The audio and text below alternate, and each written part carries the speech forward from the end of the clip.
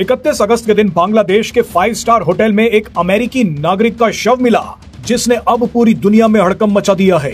Social media पर कई लोगों ने कहा है कि बांग्लादेश में भारत और पीएम मोदी के खिलाफ एक खतरनाक षड्यंत्र चल रहा था। कई लोगों ने तो यहां तक दावा कर दिया कि रूस की खुफिया एजेंसियों ने एक सीक्रेट ऑपरेशन में इस अमेरिकी नागरिक को निपटा दिया, क्योंकि इस पर CIA का एजेंट होने का शक था।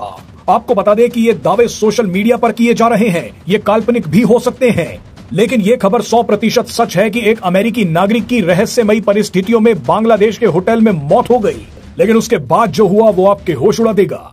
दरअसल पीएम मोदी 31 अगस्त को चीन के दौरे पर थे। उसी दिन ढाका के एक 5 स्टार होटल में अमेरिकी नागरिक टेरेंस अर्विल जैक्सन की डेड बॉडी मिली। अब 31 अगस्त को पीएम मोदी का चीन में होना और उसी दिन अमेरिकी एजेंट का बांग्लादेश में मारा जाना एक इत्तेफाक भी हो सकता है, लेकिन उसके अगले ही दिन 1 सितंबर को जब रूस के राष्ट्रपति व्लादिमीर पुतिन सारे प्रोटोकॉल छोड़कर अपनी कार में पीएम मोदी को होटल लेने पहुंच गए, तो उस दिन की घटना को अब कई लोग बांग्लादेश की घटना से जोड़कर देख रहे हैं।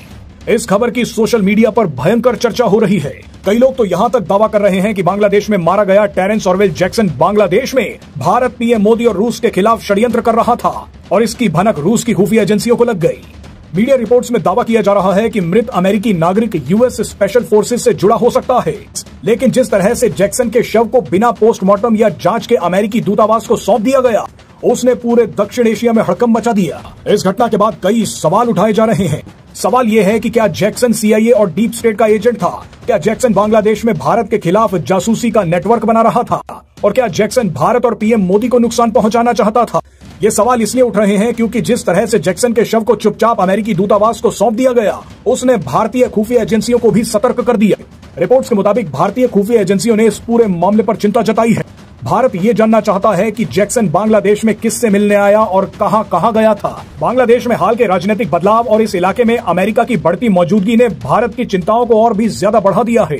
भारतीय एजेंसियों को शक है कि जैक्सन की मौजूदगी का संबंध बांग्लादेश म्यांमार बॉर्डर पर चल रही एक्टिविटीज से भी हो सकता है। हो सकता है कि जैक्सन भारत के नॉर्थ ईस्ट राज्यों को अस्थिर करने के लिए एक जासूसी नेटवर्क बना रहा था। हो सकता है कि जैक्सन बांग्लादेश में रूस के हितों को भी नुकसान पहुंचाने की कोशिश कर रहा हो, क्योंकि कुछ दिन पहले ही बांग्लादेश के एयरपोर्ट पर भयंकर आग लगी थी और इस आग में रूस को भारी नुकसान हुआ था। रूस को क्या नुकसान पहुंचा उसके बारे में आपको बताते हैं, लेकिन उससे पहले आप इन चीजों को गौर से देखिए जो पूरे षड्यंत्र को और भी ज्यादा गहरा कर देते हैं। जैक्सन से पहले भी अमेरिका के पूर्व राजदूत पीटर हास भी बार बार बांग्लादेश की यात्रा पर आए। पीटर हास पिछले 1 साल में 6 बार बांग्लादेश के दौरे पर आए। हैरानी की बात देखिए कि पीटर हास ने 5 अगस्त को कॉक्स बाजार में ऐसे ग्रुप के नेताओं से मुलाकात की जो बांग्लादेश के हालिया राजनीतिक आंदोलन से जुड़े थे। आपको बता दें कि बांग्लादेश के कॉक्स बाजार में ही रोहिंग्या शरणार्थियों का सबसे बड़ा कैंप है। जैक्सन और पीटर हास के अलावा बांग्लादेश के चिटगोंग में अमेरिकी सैनिक भी पहुंच गए। ये सब मिलकर बांग्लादेश में अमेरिका का एक मजबूत खुफिया नेटवर्क तैयार कर रहे थे। जैक्सन तो मारा गया, लेकिन उसकी टीम शायद अभी भी बांग्लादेश में एक्टिव है।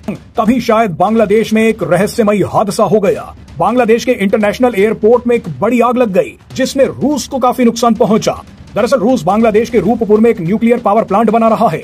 इस पावर प्लांट की पहली यूनिट दिसंबर तक शुरू होनी थी। इसी प्लांट से जुड़ा सामान बांग्लादेश के एयरपोर्ट में रखा था, लेकिन अचानक आग लगी और रूस का सारा सामान जलकर राख हो गया।